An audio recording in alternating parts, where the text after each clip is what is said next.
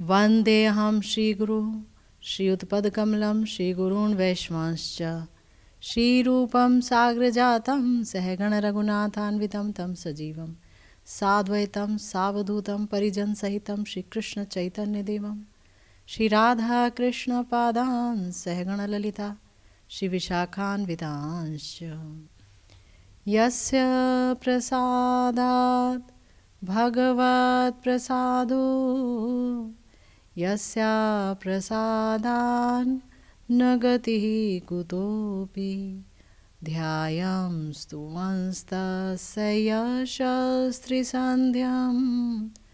वन्दे गुरुः श्रीचरणारविन्दम् नमो महावदान्याय कृष्णप्रेमप्रदायते कृष्णाय कृष्णचैतन्य नाम्ने गौरत्विषे नमः। हे कृष्णा करुणा सिन्धु दीनबन्धु जगत्पते गोपेश गोपिकान्त राधाकान्त नमोस्तुते। तप्त कांचन गौरांगी राधे वृंदावनेश्वरी वृषभानुसुते देवी त्वं नमामि हरिप्रिये। जय रूप सनातन भट्ट रघुनाथ श्रीजीव गोपाल भट्ट दास रघुनाथ এই জয় গোসাইর করি চরণ বন্দন যাহা হইতে বিঘ্ন নাশ অভীষ্ট পূরণ। वाञ्छाकल्पतरुभ्यश्च कृपा सिन्धुभ्येव च पतितानां पावनेभ्यो वैष्णवेभ्यो नमो नमः। तो आज हम लोग श्री माधुर्य कादम्बिनी पर चर्चा करने के लिए एकत्र हुए हैं। श्री विश्वनाथ चक्रवर्तीपाद जी ने बहुत ही सुंदर ग्रंथ हम सबको दिया है और ये जो ग्रंथ है इतना अनुपम है कि मेरे प्यारे गुरुदेव ने ये आवश्यकता समझी कि इस सुंदर ग्रंथ का एक बहुत ही मार्मिक अनुवाद और व्याख्या हम सबको उन्होंने उपलब्ध कराई। हम जान पाए कि भक्ति के क्या क्या चरण हैं और ये जो भक्ति के चरण हैं, ये जो श्रद्धा से लेकर के प्रेम तक भक्ति किस तरह से आगे बढ़ती है, एक साधक उसकी क्या क्या स्थिति होती है श्रद्धा के समय जब उसमें श्रद्धा उत्पन्न होती है, और श्रद्धा से लेकर भाव तक जब वो पहुंचता है तो क्या क्या स्थिति होती है, कैसे अनर्थ निवृत्ति होती है, कितने प्रकार के अनर्थ ही होते हैं, बहुत डिटेल में हमने जाना। भाव तक की स्थिति हम जान चुके हैं, जहाँ पर हमारे श्री विश्वनाथ चक्रवर्तीपाद जी ने बताया कि ये जो भाव है ना, ये शुद्ध सत्व है, यानी कि भगवान की स्वरूप शक्ति का अब चित्त में आविर्भाव होना प्रारंभ हो जाता है भाव की स्थिति में। और जब किसी को ये भगवत भाव की प्राप्ति हो जाती है तो फिर उसका मन और कहीं नहीं लगता है। यही भाव जब प्रगाढ़ता को प्राप्त करता है और सांद्र हो जाता है और गाढ़ा हो जाता है, अतिशय ममता हो जाती है जब श्री कृष्ण में, अतिशय, तब ये प्रेम रूप में परिणत हो जाता है। तो आज अष्टम अमृत वृष्टि में हमारे श्री विश्वनाथ चक्रवर्तीपाद जी इसी प्रेम के बारे में बता रहे हैं। याद रखिए, हमारे प्यारे श्री चैतन्य महाप्रभु ने कहा कि जो कृष्ण प्रेम है ना, यही हमारा प्रयोजन तत्व है। ये जो शरीर हमें मिला है, ये कृष्ण प्रेम प्राप्ति के लिए ही मिला है। तो वो प्रेम क्या है, उस प्रेम के अनुभाव क्या है, उसका स्वरूप लक्षण क्या है, तटस्थ लक्षण क्या है, सब दया करके, कृपा करके हमारे आचार्य ने हमें बताया और हमारे प्यारे गुरुदेव ने बड़ी ही सुंदर व्याख्या की है। आइए जानते हैं कि अपनी पीयूष कणा व्याख्या में गुरुदेव हमें क्या बता रहे हैं। गुरुदेव कह रहे हैं कि श्री ग्रंथकार इस अष्टमी अमृत वृष्टि में प्रेम के लक्षण और अनुभवों का विस्तृत रूप से वर्णन कर रहे हैं। ये भाव, जो भाव और रति चित्त की आर्द्रता पैदा करती है ना, और जब चित्त नमी को प्राप्त करता है, द्रवित होने लगता है, तो भगवान से संबंधित 3 चीज़ें चित्त में उत्पन्न होती हैं, और वो है उनकी प्राप्ति की अभिलाषा। युगल सरकार को प्राप्त करना ही है ना। आपने सुना कि जिसके अंदर भाव का उदय होता है, उसके अंदर 9 प्रकार के लक्षण अवश्य उत्पन्न होते हैं, जिनमें शांति, अव्यर्थ कालत्वम, मान शून्यता, विरक्ति आदि बताया गया। ये आपने सुना। तो प्राप्ति की अभिलाषा यानी आशाबंध, मुझे प्राप्त होंगे ही, अभिलाषा, और आनुकूल्य अभिलाषा कि मैं अनुकूल भाव से उनकी सेवा करके उन्हें खूब प्रसन्न करूं, ये उत्पन्न होता है। और सौहार्द अभिलाषा, उनसे मेरा सुंदर संबंध हो। तो ये जो 3 अभिलाषाएं हैं, ये अब क्या है, अब बहुत ही ज्यादा चित्त में अपना स्थान बना लेते हैं और चित्त अतिशय स्निग्ध हो जाता है। भाव की स्थिति में चित्त आर्द्र होता है ना, लेकिन प्रेम की स्थिति में चित्त अतिशय स्निग्ध हो जाता है और परमानंद की उत्कर्ष प्राप्ति कराता है। भाव की स्थिति में भी आनंद आता है, आनंद बहुत बढ़ जाता है, लेकिन जिसको प्रेम प्राप्त हो जाता है वो तो परमानंद के उत्कर्ष को भोग करता है। इतना परम आनंद बढ़ जाता है और अभीष्ट में उसे प्रगाढ़ ममता हो जाती है। प्रिया प्रियतम में, श्री कृष्ण में प्रगाढ़ ममता, ये बस मेरे ही हैं, मैं बस इनका ही हूं, है ना, प्रगाढ़ ममता। और जैसी ममता उनमें होती है वैसी कहीं होती नहीं, अन्यत्र तो ममता होती ही नहीं है। ये तो एक लक्षण बहुत बड़ा है। दुनिया में किसी वस्तु में, किसी चीज में, किसी व्यक्ति में उनकी कोई ममता रह नहीं जाती। ये प्रेम का एक लक्षण है। इसी भाव को पंडितगण प्रेम कहते हैं। हमारे प्यारे आचार्य हैं श्री रूप गोस्वामी पाद, उन्होंने अपनी रचना श्री भक्ति रसामृत सिंधु में ये कहा कि प्रेम की परिभाषा क्या है। वो कहते हैं, सम्यंग मसृणित स्वादो ममत्वाति शयांग अंकिता भावः स एव सांद्रात्मा बुधे ही प्रेमा निगद्यते। यानी भाव और प्रेम का जो पार्थक्य है वो ये कि भाव चित्त को नरम कर देता है, मसृण कर देता है, मुलायम कर देता है, आर्द्र कर देता है। लेकिन जो प्रेम है वो तो चित्त, मन, अंतःकरण, इंद्रियां, सब जगह मसृणता आ जाती है, सब जगह आर्द्रता आ जाती है। वो एकदम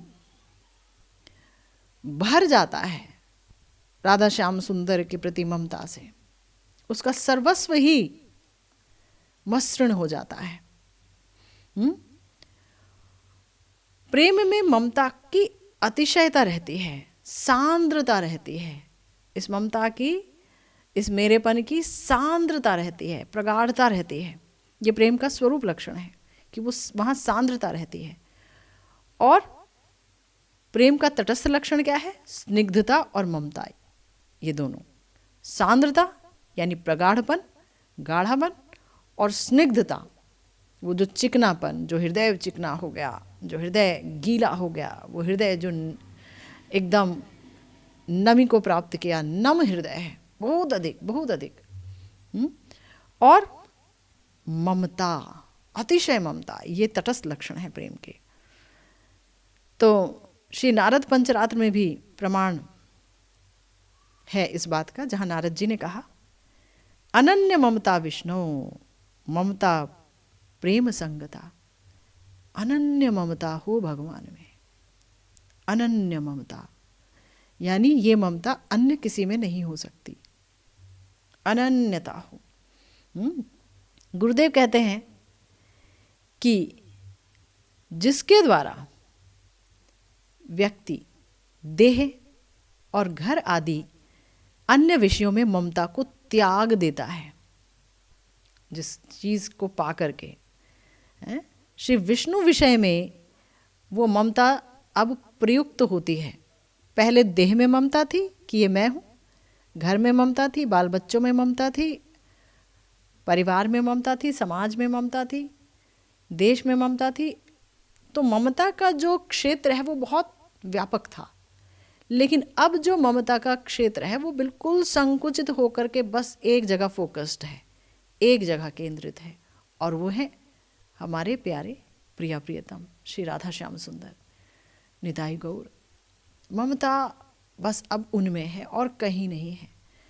तो अगर ऐसा किसी के साथ होता है तो श्री भीष्म, प्रहलाद, उद्धव, नारद आदि महाजनगण उसे ही प्रेम कहते हैं। अब जब हम कहते हैं कि कोई भक्त सिद्ध हो गया, तो सिद्ध कैसे हो गया? तो गुरुदेव कहते हैं जब किसी व्यक्ति को, किसी साधक को, किसी भक्त को इस प्रेम की उपलब्धि हो जाती है तब उसे सिद्ध कहते हैं। मतलब प्रेम के स्तर पर ही उसे सिद्धि मिलती है। अगर कोई आसक्ति के स्तर पर है, या अगर कोई जो है निष्ठा के स्तर पर है, या अगर कोई रुचि के स्तर पर है, तो वहाँ वो सिद्धि को प्राप्त नहीं कर सकता। प्रेम के स्तर पर ही सिद्धि को प्राप्त किया जा सकता है। तो ये जो प्रेम है ना, ये साधन भक्ति जब भाव भक्ति में बदलती है, वही साधन भक्ति फिर प्रेम भक्ति में बदलती है। गुरुदेव कहते हैं कि एक ही वस्तु की तर और तम अवस्था है। ठीक है, तो प्रेम पूर्णतया स्वरूप शक्ति, यानी कि जो श्याम सुंदर की आह्लादनी शक्ति, संवित शक्ति की सार वृत्ति है, वो पूर्ण रूप से अब आ रही है हृदय में, चित्त में। जितना अणु जीव के अणु हृदय में, अणु चित्त में पूर्णता को जितना वो प्राप्त कर सकती है उतना आती है, तभी व्यक्ति प्रेम प्राप्त करता है। तो अभी क्या है कि प्रेम जब किसी के चित्त में आ जाता है तो इसका अर्थ ये नहीं है कि अब उसके चित्त में भाव नहीं रहता, या रुचि नहीं रहती, या निष्ठा नहीं रहती। ऐसा नहीं है कि जैसे कि दूध में आपने दही का जामन डाल दिया तो वो दही बन गई, अब वो दूध नहीं हो सकती, ऐसा नहीं है। भगवान की अचिंत्य शक्ति के प्रभाव से जिसके चित्त में प्रेम उदित हो जाता है, उसके चित्त में भाव भी रहता है, रुचि भी रहती है, आसक्ति भी रहती है, और निष्ठा भी रहती है। सब कुछ रहता है उसके चित्त में। जैसे कि श्याम सुंदर का बाल्य शरीर है ना, बचपन का शरीर छोटे से हैं, लेकिन हम जब अपने आचार्यों की रसिक वाणी पढ़ते हैं तो हम देखते हैं कि वो अंगूठा चूसते हुए श्याम सुंदर उनके उसी शरीर में किशोर प्रकट हो जाता है, और बालपन भी रहता है। यशोदा मैया अपना बच्चा देखती हैं, पर वहीं पर किशोर भी प्रकट हो जाता है, पौगंड भी प्रकट हो जाता है, परिस्थिति के अनुसार, है ना। इसी प्रकार से ये जो प्रेम जहाँ प्रकट होता है तो वहाँ पीछे की अवस्थाएं भी रहती हैं। अब जो वैदिक भक्ति करते हैं, यानी शास्त्र शासन के भय से जो भक्ति करते हैं, तो उन्हें भी प्रेम प्राप्त होता है भजन करते करते, क्योंकि वो भी लगे हुए हैं, हरि नाम कर रहे हैं, सब कुछ कर रहे हैं, लेकिन श्री कृष्ण की लीला का स्मरण नहीं कर रहे हैं या अपने स्वरूप में बैठ करके स्मरण नहीं कर रहे हैं, तो क्या उन्हें प्रेम प्राप्त नहीं होता है? तो नहीं, प्रेम बिल्कुल प्राप्त होता है। लेकिन वहाँ प्रेम जब प्राप्त होता है तो वैधि भक्तों में, विधि मार्ग के भक्तों में श्री कृष्ण के प्रति ईश्वर भाव रहता है, ऐश्वर्य ज्ञान रहता है और वही छाया रहता है। तो उस ऐश्वर्य ज्ञान के कारण उनका प्रेम संकुचित रहता है और उस प्रेम के वशीभूत नहीं होते हैं श्री कृष्ण, लेकिन उनको उपलब्धि अवश्य होती है। 4 प्रकार की जो मुक्ति है, साष्टी, सारूप्य, सामीप्य, सालोक्य, इस 4 प्रकार की मुक्ति में से भगवान कोई एक मुक्ति उन्हें दे देते हैं, तो प्राप्ति तो उन्हें भी होती है। लेकिन जो राग भक्ति है उसमें जो प्रेम उत्पन्न होता है, उसमें फर्क ये है कि वहाँ श्री कृष्ण में अनन्य ममता रहती है, पहली बात, और दूसरी बात वहाँ वो श्री कृष्ण का माधुर्य का पूर्ण आस्वादन कर रहे होते हैं, प्रेम की जाति और परिमाण के अनुसार माधुर्य का आस्वादन होता है।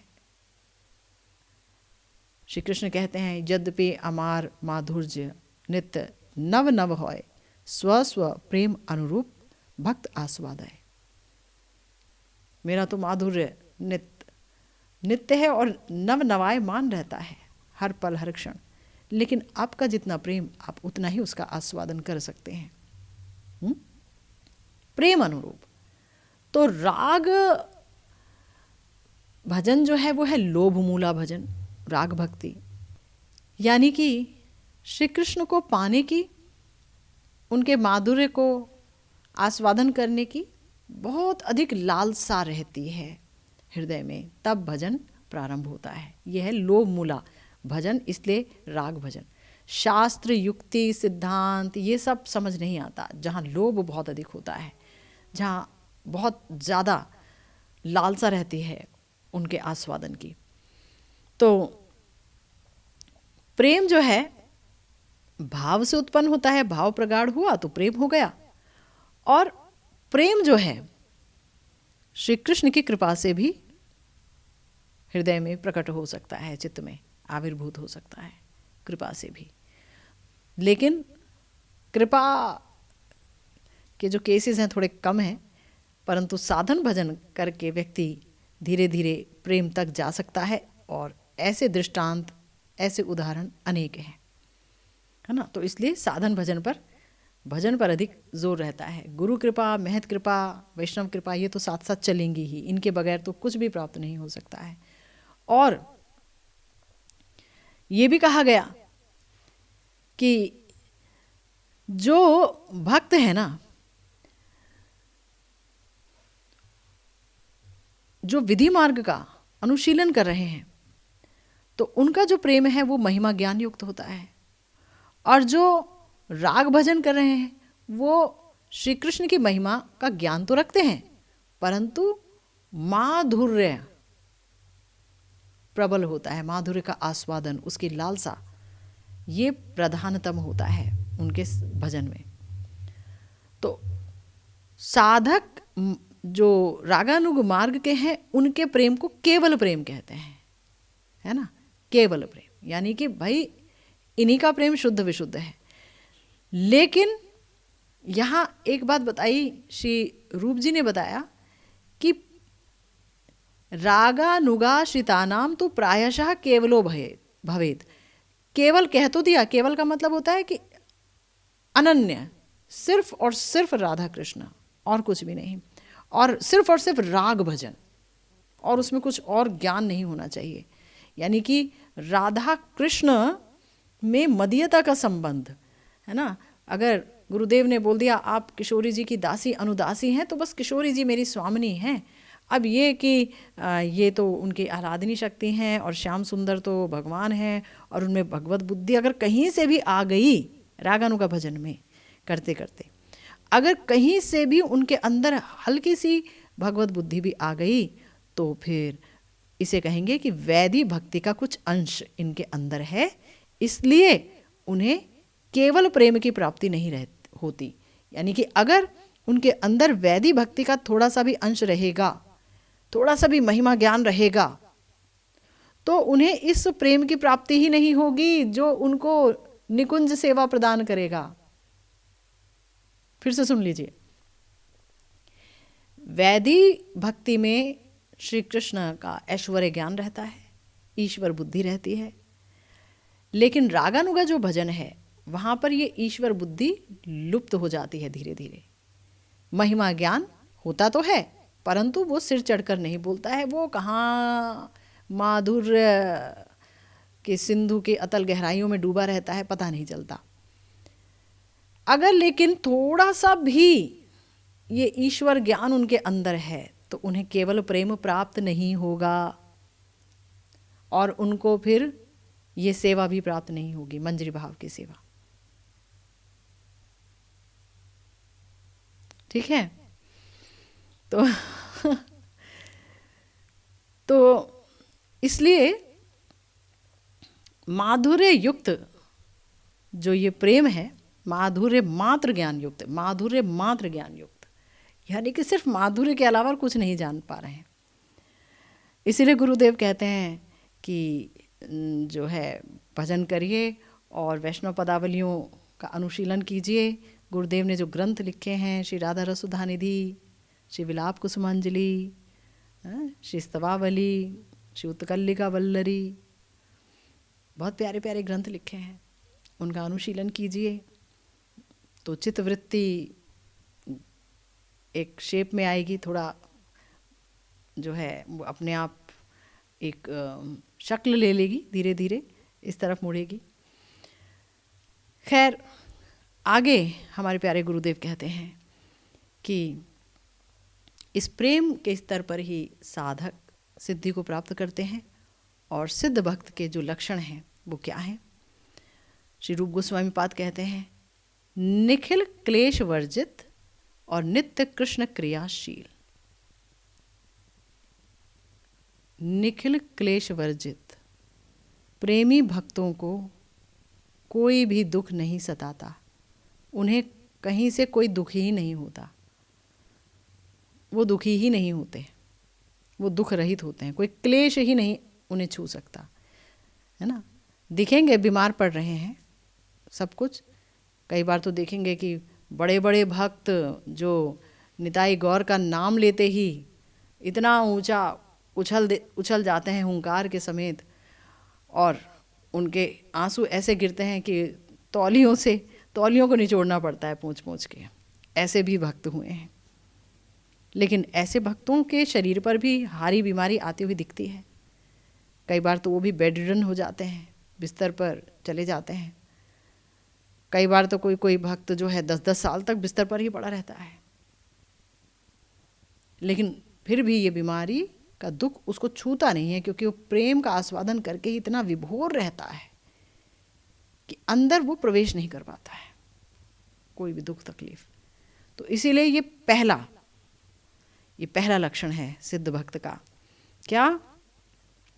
अखिल निखिल क्लेश वर्जित, और दूसरा नित्य कृष्ण क्रियाशील।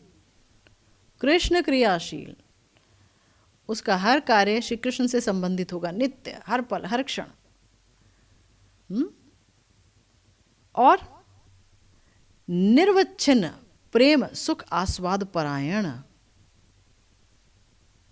मतलब जैसे गुरुदेव ने पिछली दफा कहा, ध्रुवानुस्मृति अब होनी प्रारंभ हो जाती है भाव युक्त भक्त को, जिसने भाव की प्राप्ति कर ली है, ध्रुवानुस्मृति में रहता है वो। तो वही जो ध्रुवानुस्मृति है उसमें उसे और आस्वादन मिलता है।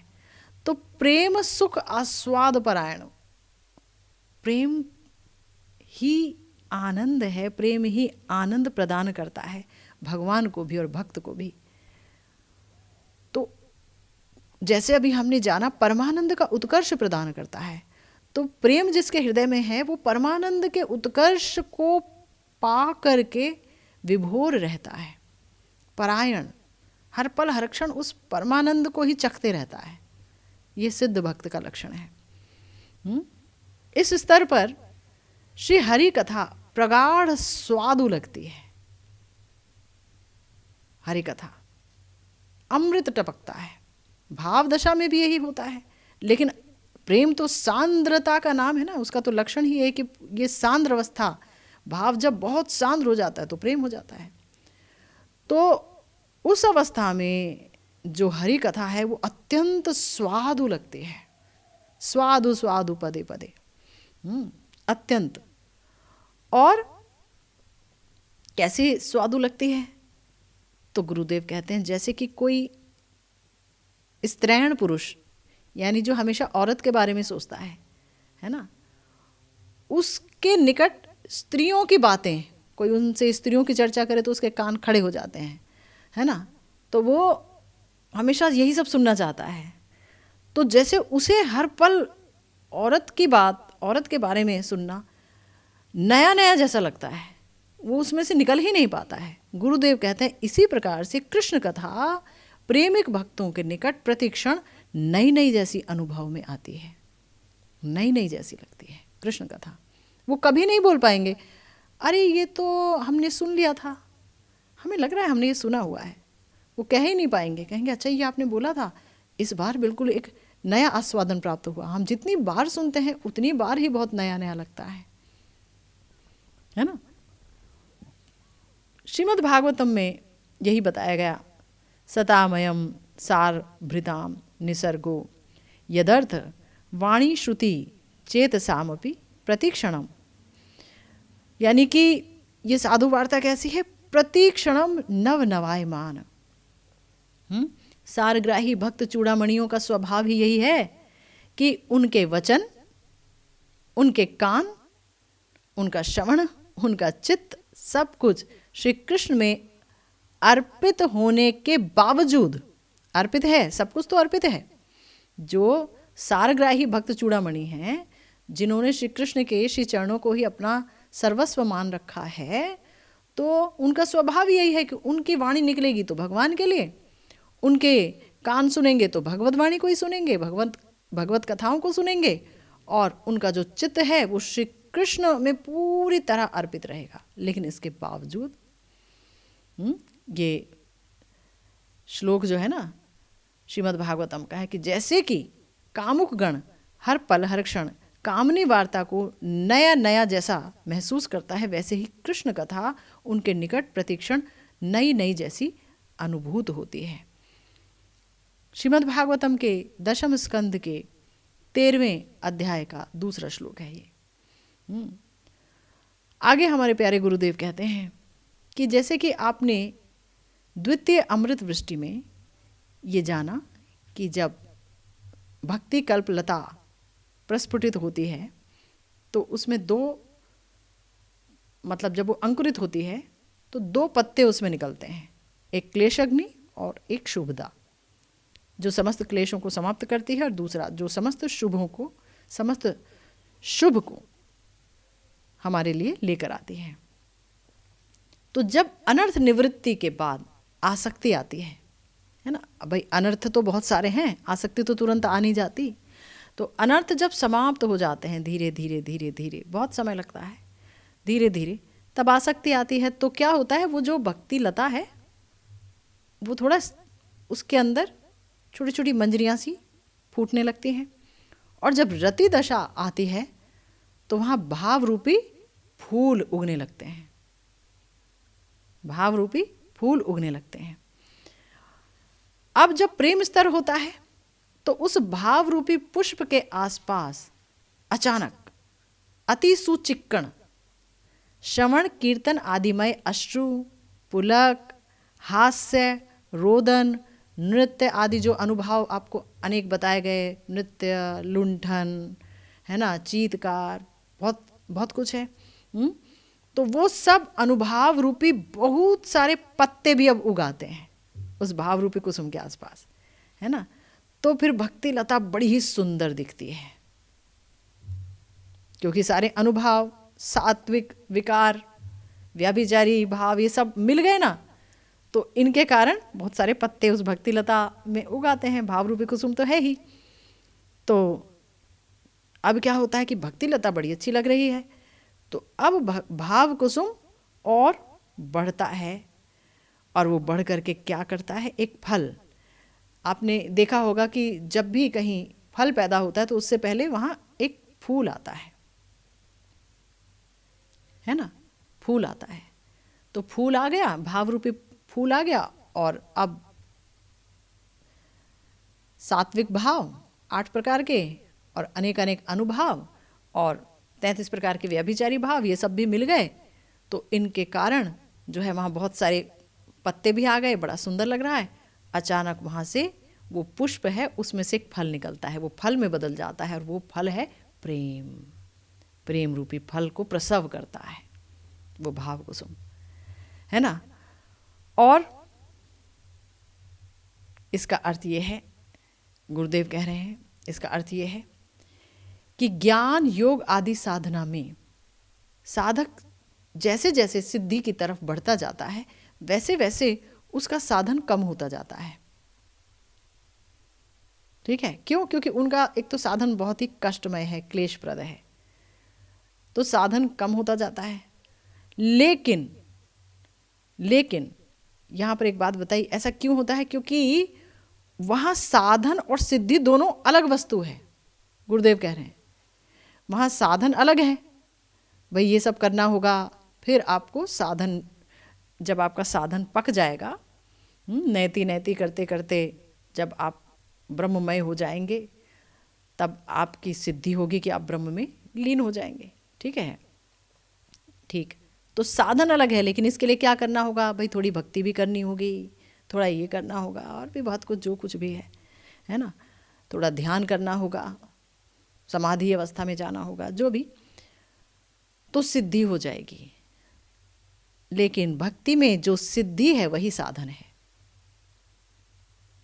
भक्ति में जो सिद्धि है वही साधन है। गुरुदेव अक्सर कहते हैं कि जैसे कच्चा आम फिर थोड़ा और पका, पहले तो एकदम कसैला सा था, छोटा सा, फिर थोड़ा बड़ा हुआ तो खट्टा हो गया, फिर थोड़ा बड़ा हुआ तो खट्टा मीठा हो गया, और बड़ा हुआ तो मीठा हो गया।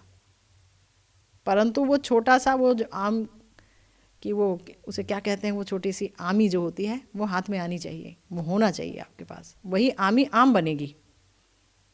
एक ही चीज़ का तर और तम अवस्था है। तो साधन भक्ति ही धीरे धीरे प्रेम भक्ति में परिवर्तित होती है। केवल साधन दशा में आस्वादन तरल होता है, और सिद्धि दशा में जो आस्वादन है वो बहुत ही सांद्र होता है, यही भेद है। साधन दशा में कोई श्री कृष्ण की लीला का स्मरण कर रहा है, रागानुगा साधक, तो वहाँ पर जो उसका साधन है और जो उसका स्मरण है वो तरल होगा। कभी ध्यान लगता है, कभी नहीं लगता, कभी मन में कुछ और आ जाता है, फिर थोड़ा सा ध्यान लगता है, थोड़े से अश्रु आते हैं, फिर मन कहीं और चला जाता है, फिर मन को खींच के लाता है, धीरे धीरे मन लगने लगता है, धीरे धीरे ध्रुवानुस्मृति होने लगती है, धीरे धीरे धीरे धीरे व्यक्ति समय भी भूल जाता है, वो वहीं पड़ा रहता है प्रिया प्रियतम के चरणों में। अब उसे माधुर्य की उपलब्धि होने लगती है भाव दशा में, प्रेम दशा में। तो इसलिए भक्ति साधना में साधक जैसे जैसे प्रेम की तरफ अग्रसर होते हैं, वैसे वैसे उनका श्रवण कीर्तन आदि भजन बढ़ जाता है और बढ़ जाता है। और प्रेम स्तर में साधक का श्रवण कीर्तन आदि ही जीवातु हो जाता है, वही उसका प्राण हो जाता है। श्रवण कीर्तन, कथा सुनेगा, भगवान का लीला गान करेगा, हरिनाम करेगा, लाखों लाखों माला करेगा, और वही श्रवण कीर्तन आदि अब विविध भाव विकार से युक्त होकर अत्यंत शोभा प्राप्त करता है। पहले जब हरि कथा श्रवण कर रहा था तब ऐसे भाव नहीं उठते थे, लेकिन अब जब हरि कथा श्रवण करता है तब उसके हृदय में हाहाकार उठता है ना, लंबी लंबी सांसें छोड़ता है। और पहले जब कृष्ण नाम गाता था तो पहले शुरुआत में तो आस्वादन रहित था, धीरे धीरे आस्वादन बना, रुचि आई, धीरे धीरे और आस्वादन बना, लेकिन प्रेम स्तर पर जाकर के वो जो कृष्ण नाम है वो बोलते ही जो है वो बहुत ही विचलित हो जाता है, आस्वादन भरपूर होता है। भक्ति के हर अंग में भरपूर आस्वादन होता है, क्योंकि उसके अंदर अतिशय ममता होती है श्री कृष्ण के प्रति। अतिशय ममता, यही अतिशय ममता जो है हर चीज को अति आस्वादनमय कर देती है। गुरुदेव कहते हैं, लता का फल जिस प्रकार परम आस्वाद्य और मधुर है, इसी प्रकार आह्लादनी की सार वृत्ति, ये जो प्रेम फल है, इसका आस्वाद माधुर्य में और मादकता में, माधुर्य में और मत करने की शक्ति में, 4 प्रकार के पुरुषार्थ को भी अति तुच्छ कर देता है। धर्म, अर्थ, काम, मोक्ष सब बेकार लगते हैं। कोई धर्म की दुहाई देता है तो समझ नहीं आता है क्या है, कोई पैसे की बात करता है तो समझ नहीं आता है क्या है, कोई मोक्ष की बात करता है तो भी वो हंस देता है। 8 प्रकार की सिद्धियां आ जाएं वहाँ पर, अणिमा लघिमा आदि, हाथ जोड़कर खड़ी हो जाएं कि हमें स्वीकार करिए, तो उनकी तरफ वो देखता भी नहीं है। इतने असीम आस्वादन में वो डूबा रहता है। तो गुरुदेव कह रहे हैं कि ये जो प्रेम फल का आस्वादन है ना, ये अपने माधुर्य से और अपनी मादकता से 4 प्रकार के पुरुषार्थ को भी अति तुच्छ कर देता है, वो देखता भी नहीं है। ये प्रेम स्वयं आस्वाद्य होकर प्रेमिक को अति विचित्र कृष्ण माधुरी का आस्वादन कराकर श्री कृष्ण की सेवा सुख आस्वादन दे करके उसको चिर कृतार्थ कर देता है। यानी स्वयं आस्वाद्य है प्रेम, कुछ भी ना सोचो, प्रेम ही उसको हमेशा विचलित किए रहता है, द्रवित किए रहता है। उस प्रेम को पाकर ही वो जो है विह्वल रहता है, परम आस्वादन। मतलब ये कृष्ण प्रेम ऐसा है कि कोई देखे तो लगता है कि ओहो ये कितना दुख भोग रहा है, ये तो बहुत विस्मय है, पर अंतर आनंदमय। विष अमृतेर एकत्र मिलन, विष और अमृत का जैसे एक ही जगह मिलन हो रहा हो, अंदर अमृत बह रहा है, ऊपर से हाहाकार मच रहा है। कोई देखे तो बोले कि ये तो हमेशा ही दुखी रहता है, ये तो हमेशा कष्ट में ही रहता है, जब देखो हाय कृष्ण कब मिलेंगे, हाय राधा रानी कब मिलेंगे। लेकिन ये जो उसका हाहाकार है ये बाहर का है, अंदर वो असीम आनंद का भोग कर रहा है ना। यही यहाँ गुरुदेव कह रहे हैं। और तब वो विचित्र, देखिए उसके हृदय में ये भक्ति भक्ति नहीं, अब भक्ति रस है, पूर्ण रूपेण रस रूप में भक्ति विराजमान है। और वो जो भक्ति है, वो जो प्रेम है, उसे विचित्र श्री कृष्ण माधुरी आस्वादन कराती रहती है।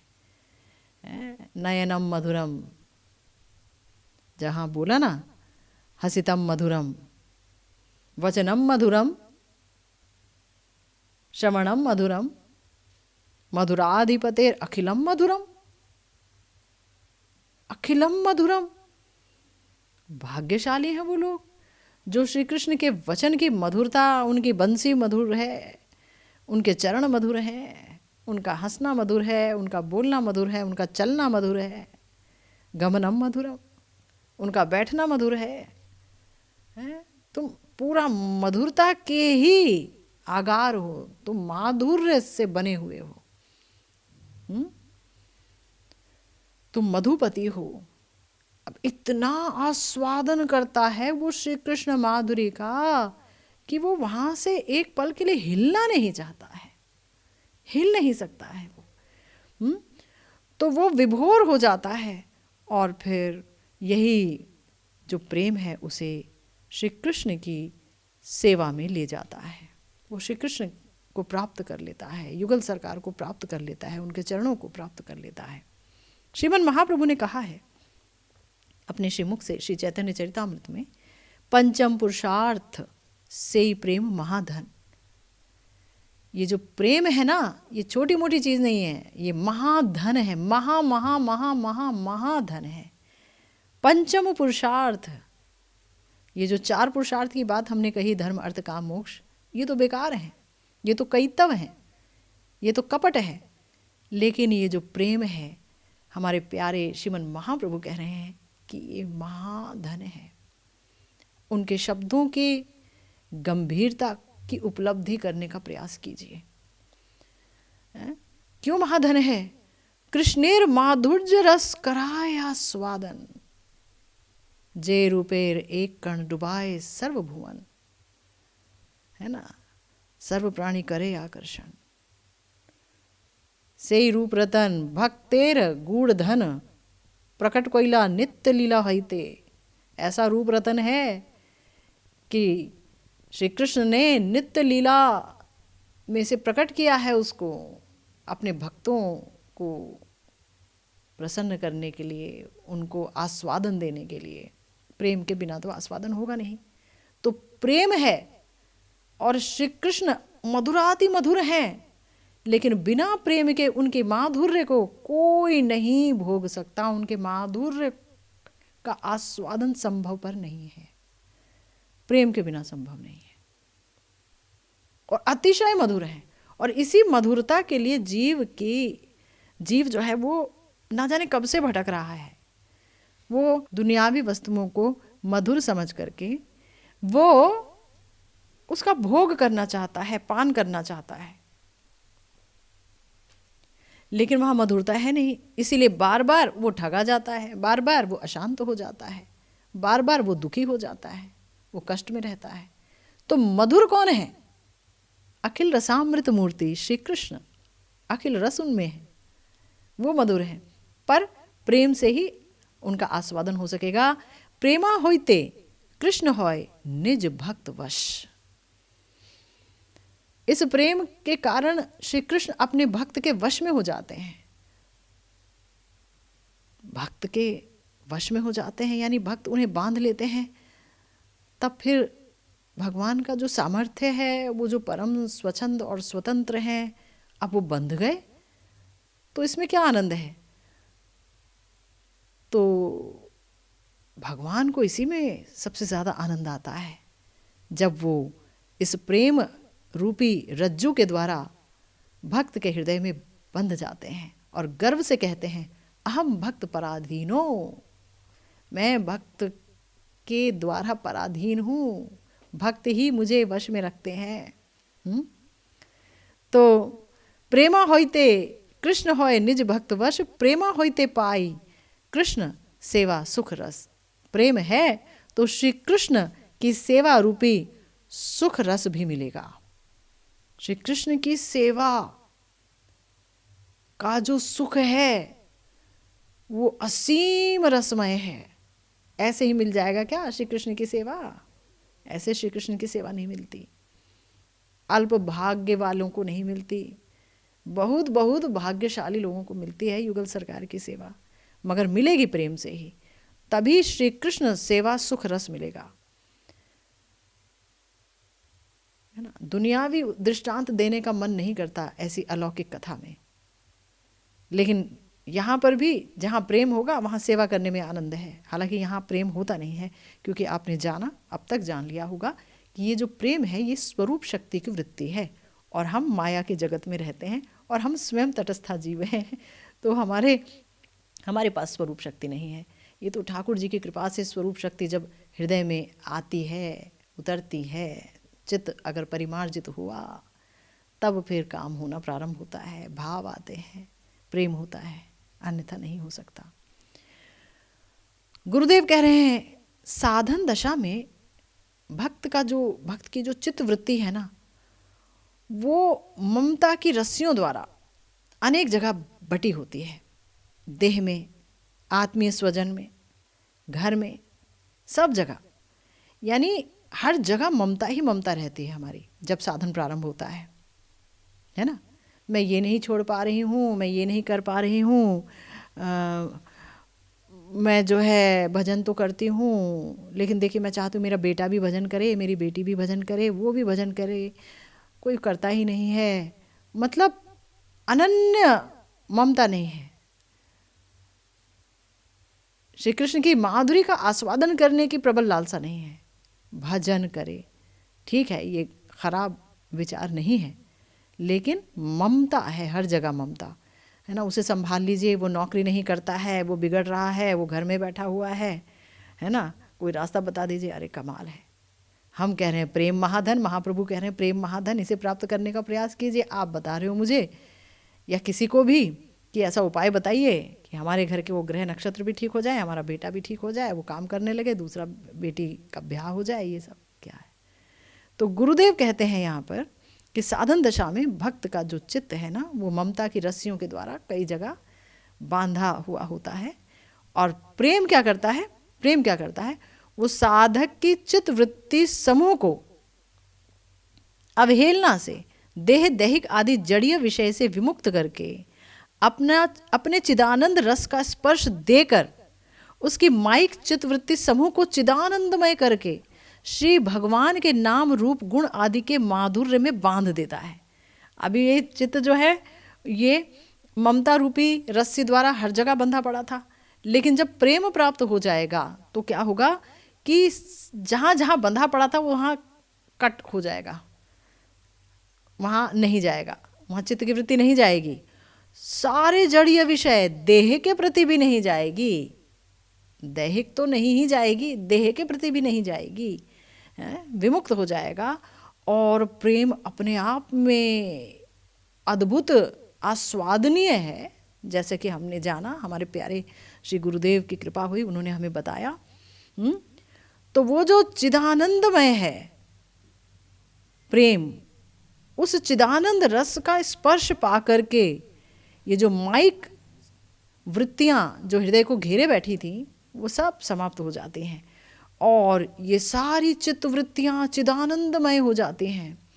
चिद आनंदमय यानी स्वरूप शक्ति ही आनंद का स्वरूप है, स्वरूप शक्ति ही से आनंद प्रकट होता है, स्वरूप शक्ति को ही आनंद कहा जा रहा है ना। भगवान की जो स्वरूप शक्ति है यही आनंद दे रही है, यही प्रेम दे रही है, तो ये परम आनंदमय है। तो चित्त जो है उनकी समस्त वृत्तियाँ परमानंदमय हो जाती हैं और अब चित्त की समस्त वृत्तियाँ भगवान के नाम में बंध गई, उनके गुणों में बंध गई, उनके रूप में बंध गई है, उनके माधुर्य के आस्वादन के लिए लोलुप हो जाती हैं, लालसा युक्त, लालच युक्त हो जाती है। चित्त में अब कुछ और आएगा नहीं, आने नहीं पाता है। गुरुदेव ने यहाँ पर एक एग्जाम्पल दिया है, उन्होंने कहा जैसे कि मर्क्यूरी होता है ना, मर्क्यूरी यानी पारद कहते हैं उसे बंगाली में, मर्क्यूरी, उसके साथ अगर गंधक चूर्ण को मिला दिया जाए जो कि सल्फर होता है, तो जब इसका मिश्रण हो जाता है तो इसे कहते हैं मर्क्यूरी सल्फेट, है ना। तो गंधक चूर्ण को मिला दिया जाए यानी रगड़ा जाए, सल्फर को और मर्क्यूरी को। मर्क्यूरी देखते हैं, मर्क्यूरी आपने देखो ऐसे इधर उधर डोलता रहता है, ऐसे ऐसे से पारा, तो वो उसके अंदर मगर आपको उसे मिश्रण करना है कुछ एक नई वस्तु प्राप्त करने के लिए, एक अच्छी वस्तु प्राप्त करने के लिए, सल्फर। तो जब कोई मिश्रित कर रहा है उसे, तो गुरुदेव कहते हैं सहजता में वो मिश्रित नहीं हो सकता, सहजता में वो एक नहीं हो सकता। भाई मिला दोगे उसे तो एक हो जाने चाहिए ना, रगड़ते रगड़ते रगड़ते मिला रहे हैं मिला रहे हैं मिला रहे हैं, बार बार बार बार बार बार संघर्ष के साथ उसे रगड़ना पड़ता है तो कहीं जाकर वो एक हो पाता है। इसी प्रकार, अब ध्यान से सुनिए इस बात को, इसी प्रकार संघर्ष के साथ इंद्रियों के द्वार से भक्ति की वृत्ति श्रवण कीर्तन आदि रूप में प्रवेश करने के बावजूद भक्ति की वृत्ति क्या है? श्रवण कीर्तन स्मरण अर्चन व्यक्ति करे जा रहा है, लेकिन जो अजात रति साधक है उसकी चित्तवृत्ति के सहित इस भक्ति का एकत्व स्थापित नहीं हो पाता है, क्योंकि उसके अंदर प्रेम नहीं है, भाव नहीं है, कर तो रहा है वो सब कुछ, लेकिन उसकी चित्तवृत्ति यहाँ वहाँ बटी पड़ी है। तो जैसे कि पारद के साथ गंधक चूर्ण को हमने बार बार मिलाया, बार बार उसको रगड़ा, तो जाने कब जा करके वो एक होगा, है ना। तो भक्ति की वृत्ति अंदर आ तो गई, हम भक्ति कर रहे हैं, लेकिन चित्त वृत्ति के साथ तादाद में नहीं है। चित्त तो कई जगह बटा पड़ा है, बहन में, भाई में, घर में, परिवार में, गुरु बहनों में, इसमें उसमें सब में बटा पड़ा है। ये ऐसे करते, वो ऐसे करते, ऐसा मत किया करो, वो मत किया करो, सब जगह बटा पड़ा है। तो ये जो चित्त वृत्ति है, अब उसके साथ हम कर तो रहे हैं, हरि नाम भी कर रहे हैं, सब कुछ कर रहे हैं। तो इसीलिए गुरुदेव ने कहा कि बार बार श्रवण कीर्तन आदि भजन की अनुवृत्ति के द्वारा करना बार बार पड़ेगा। बार बार श्रवण करो, बार बार कीर्तन करो, ये सोच के कि नहीं हुआ, रोकना नहीं है। जैसे कि वहाँ पर वो मरकरी और सल्फर मिला नहीं, लेकिन उसको बार बार रगड़ा जा रहा है कि वो दोनों मिल जाएं, है ना। तो इसी प्रकार से करते रहिए, अनुवृत्ति कीजिए, फिर धीरे धीरे अनर्थ निवृत्ति होगी। पहले जो अवस्था थी उससे आज बेहतर है, कल और बेहतर होगा, फिर परसों और बेहतर होगा। अनर्थ निवृत्ति होगी, फिर निष्ठा आएगी, फिर रुचि आएगी, फिर आसक्ति आएगी। धीरे धीरे धीरे धीरे भाव दशा में थोड़ा थोड़ा एक होना प्रारंभ होगा और प्रेम दशा में पूरा एक हो जाएगा। गुरुदेव कह रहे हैं जब तक गाढ़ा मिलन नहीं होगा, तभी तक, बहुत ध्यान से सुनिए इस पंक्ति को, हमारे समस्त प्रश्नों का उत्तर इसमें है। जब तक हमारी चित्त वृत्ति के साथ इस श्रवण का, कृष्ण के बारे में कथा श्रवण का, उनके कीर्तन का, उनके स्मरण का, उनके अर्चन का गाढ़ा संयोग नहीं होगा, एक नहीं हो जाएगा, गाढ़ा मिलन नहीं होगा चित्त वृत्ति के साथ, वृत्ति के साथ,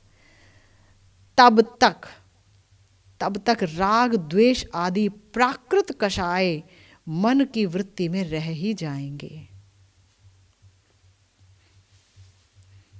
जैसे कई बार कहते हैं ना लोग, वो तो इतना भजन करता है फिर भी उससे जलता है, उसकी निंदा करता है, उसमें दोष देखते हैं, क्या है ये, है, उसे डांटते हैं, या कुछ और भी बहुत सारी चीज़ें, और भी बहुत सारे हैं। क्यों होता है? तो बताया इसीलिए होता है। गुरुदेव कह रहे हैं कि ये सारी चीज़ें, ये जो भक्ति है वो चित्त वृत्ति में अभी मिली नहीं, पूरी तरह से एक नहीं हुई, एक नहीं हुई। गुरुदेव कह रहे हैं जब रति आ जाती है चित्त में, तो अंतःकरण का जो प्राकृतत्व है, जो माइक अंश है, वो ध्वंस हो जाता है, समाप्त। अब अंतःकरण में कुछ माइक रह नहीं जाता है और चिन्मयत्व प्राप्त हो जाता है। अंतःकरण भी चिन्मय हो गया, चित्तवृत्ति भी चिन्मय हो गई, इंद्रिय वृत्ति भी चिन्मय हो गई। इसीलिए हमारे श्रीमन महाप्रभु ने कहा कि जो भक्त है ना, उसका सब कुछ चिदानंदमय है। सनातन, तुम्हारे जैसे भक्त का सब कुछ चिन्मय है, तुम पूरे जगत को पवित्र करने की क्षमता रखते हो। क्यों कहा? वो इसी एक गुण को देख के, ये एक गुण है, वो बात अलग, वो नित्य पार्षद है, पर एक गुण ये है। तो गुरुदेव ने कहा जिस प्रकार मरकरी और सल्फर जब उनको मिलाया जाता है तो वो एक अन्य नाम उनका हो जाता है, जब वो मिल जाते हैं उसको कहते हैं कज्जली, कज्जली। इसी प्रकार भक्ति और अंतःकरण जब एक हो जाता है उसी को कहते हैं प्रेम। भक्ति की सारी वृत्ति और अंतःकरण हमारा जब एक हो जाता है चित्तवृत्ति, तो उसे कहते हैं प्रेम। गुरुदेव कह रहे हैं साधक की चित्तवृत्ति प्रेम स्तर पर मधुकर की तरह, एक भ्रमर की तरह हर पल हर क्षण श्री हरि के रूप, गुण और लीला रूपी कमल का मकरंद आस्वादन करके विभोर रहती है ना। साधक की चित्तवृत्ति प्रेम स्तर पर मधुकर की तरह, अब चित्त में बस एक ही प्यास जागृत होती है, श्री हरि के रूप का अनुसंधान किया जाए, श्री हरि का रूप मुझे दर्शन करने को मिले, उनके गुण, उनकी लीलाएं, बस वही, और उसी में वो डूबी रहती है। गुरुदेव कह रहे हैं स्वप्रकाश प्रेम महासूर्य की तरह साधक के हृदय रूपी आकाश को, साधक के हृदय रूपी आकाश में उदित होता है और वहाँ से नाना पुरुषार्थ रूपी नक्षत्र समूह को विलुप्त कर देता है, अचानक ही विलुप्त कर देता है। गुरुदेव ने बहुत सुंदर शब्दों का प्रयोग किया है कि जैसे रात को हम देखते हैं ना, जब रात होती है, अंधकार होती है, तो ये तो माया को भी बोला गया है अज्ञान तिमिर अंध, ये अज्ञानमय है माया और अंधकारमय है। और मज़े की बात यह है कि इसमें जो जीता है वो अंधा है ना, अंधा बना देती है, और वो सोचते हैं हम आँख वाले हैं, अंधा है हर कोई।